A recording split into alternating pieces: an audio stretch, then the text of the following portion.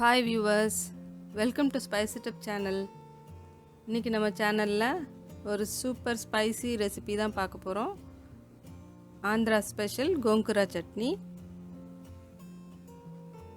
இது வந்து தோசைக்கு, பூரிக்கு, சப்பாத்திக்கு எல்லாத்துக்குமே வச்சு சாப்பிட்லாம். சுட சுட சாதத்தில் நெய் விட்டு பிசைஞ்சு சாப்பிட்டா ரொம்பவே அட்டகாசமாக இருக்கும். இப்போ இதுக்கு தேவையான பொருட்கள் என்னென்னு பார்த்துடலாம். புளிச்சக்கீரை ஒரு 2 கட்டு நல்லா க்ளீன் பண்ணி வாஷ் பண்ணி வச்சுக்கணும். வறுத்து அரைக்கிறதுக்கு ஒரு 15லேருந்து 20 காஞ்ச மிளகா, 2 டேபிள் ஸ்பூன் தனியா, 1 டீஸ்பூன் ஜீரகம், 1 டீஸ்பூன் வெந்தயம் இதெல்லாத்தையும் எடுத்து வச்சுக்கணும். ஒரு பெரிய லெமன் சைஸ் அளவுக்கு புளியை ஊற வச்சுக்கணும். இது கீரை புளிப்பாக இருந்தாலும் இந்த புளியும் போட்டால் தான் உங்களுக்கு டேஸ்ட் நல்லாயிருக்கும். தாளிக்கிறதுக்கு 5-6 காஞ்ச மிளகா, 1 டேபிள் ஸ்பூன் கடலைப்பருப்பு, 1 டீஸ்பூன் ஜீரகம், 1 டீஸ்பூன் கடுகு, அப்புறம் ஒரு 15லேருந்து 20 பல்லு பூண்டை லைட்டாக தட்டி வச்சுக்கணும். இது ஆப்ஷனல். ஒரு வாணலியில் எண்ணெய் விட்டு ஹீட் பண்ணி தனியா, மிளகா, ஜீரகம், வெந்தயம் இது 4த்தையும் பொன்னிறமாக வறுத்து எடுத்துக்கணும்.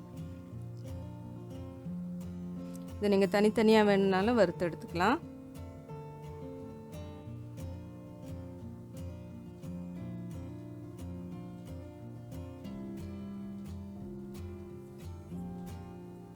ஜீரகம், வெந்தயம்லாம் நல்லா படபடன்னு பொரியணும். கொஞ்சம் மீடியம் ஃப்ளேமில் வச்சு பொறுமையாக வறுத்துக்கணும். இதை ஒரு தட்டில் ட்ரான்ஸ்ஃபர் பண்ணி எடுத்துக்கலாம்.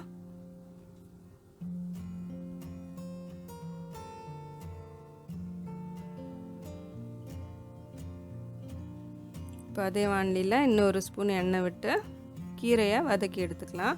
இது ரொம்ப வதக்கணும்னு இல்லை, லைட்டாக இது கீரை சுருங்குற அளவுக்கு வதக்கினா போகிறோம். ஏன்னா நம்ம திரும்ப தாளிக்கும் போது நல்லா வதக்கி எடுப்போம். ஸோ இப்போ இந்த குவான்டிட்டி கொஞ்சம் கம்மியாக இருந்தால் மிக்சியில் போட்டு அரைக்க உங்களுக்கு வசதியாக இருக்கும். அந்த காலத்துலலாம் இதை உரலில் இடித்து பண்ணுவாங்க. அது ரொம்பவே டேஸ்டியாக இருக்கும். பாருங்கள், 2 கட்டு கீரை நல்லா கொஞ்சமாக சுருங்கிடும்.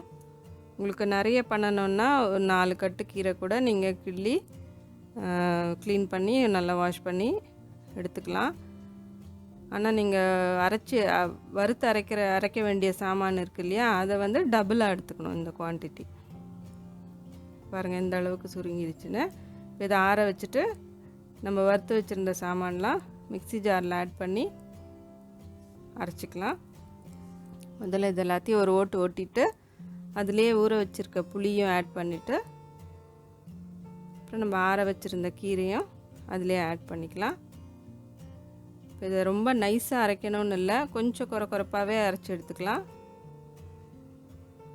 பாருங்கள் இந்த அளவுக்கு அரைச்சிக்கணும். இப்போ ஒரு நல்ல பெரிய வாணலியில் நல்ல ஒரு 3லேருந்து 4 குழிக்கரண்டி அளவுக்கு நல்லெண்ணெய் விட்டுக்கணும். நல்லெண்ணெய் தான் வந்து இந்த மாதிரி தொக்கு, ஊறுகாய்க்கெல்லாம் ரொம்ப நல்லாயிருக்கும் டேஸ்ட்டு. இப்போ தாளிக்க வச்சுருந்த சாமான் கடுகு, மிளகா, சீரகம், கடலைப்பருப்பு 1 டேபிள் ஸ்பூன் இது எல்லாத்தையும் போட்டு கடுகு நல்லா பொரியட்டும். பொரிஞ்ச அப்புறமா நம்ம அரைச்சி வச்சுருக்க விழுதை ஆட் பண்ணிக்கலாம்.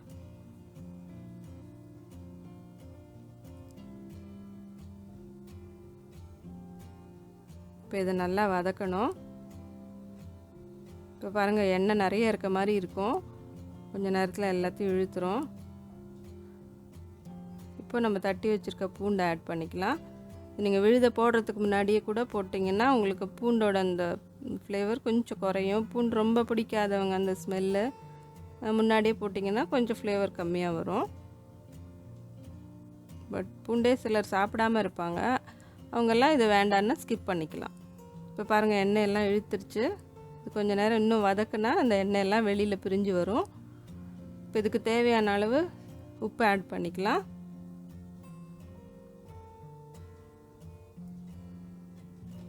அப்புறம் பெருங்காய பவுடர் பெருங்காய பவுடர் ஒரு டீஸ்பூன் அளவு ஆட் பண்ணிக்கலாம். நீங்கள் கெட்டி பெருங்காயம் ஆட் பண்ணுறதா இருந்தால் நீங்கள் வறுத்து அரைக்கிறதுக்கு வச்சுருந்த சாமானோட அதையும் வறுத்து எடுத்துக்கணும்.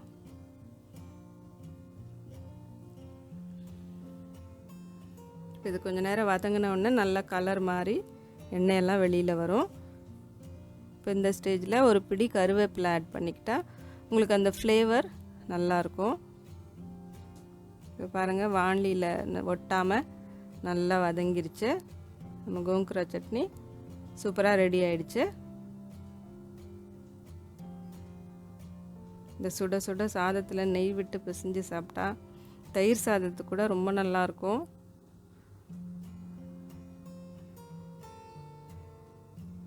சூடான சாதத்தில் நெய் விட்டு சாப்பிட்டா ரொம்ப அட்டகாசமாக இருக்கும். இந்த ரெசிபி உங்கள் எல்லாருக்கும் பிடிக்கும்னு நினைக்கிறேன். இது ட்ரை பண்ணி பாருங்கள். ட்ரை பண்ணி பார்த்துட்டு உங்கள் கமெண்ட்ஸ் எனக்கு சொல்லுங்கள். இந்த வீடியோ உங்களுக்கு பிடிச்சிருந்ததுன்னா இந்த சேனல் சப்ஸ்கிரைப் பண்ணுங்கள். கூடவே பக்கத்தில் இருக்கிற பெல் ஐக்கானையும் கிளிக் பண்ணிவிடுங்க. அப்போ தான் நான் அடுத்தடுத்து போடுற வீடியோஸ் உங்கள் நோட்டிஃபிகேஷனில் வந்து சேரும். தேங்க்ஸ் ஃபார் வாட்சிங். Happy cooking.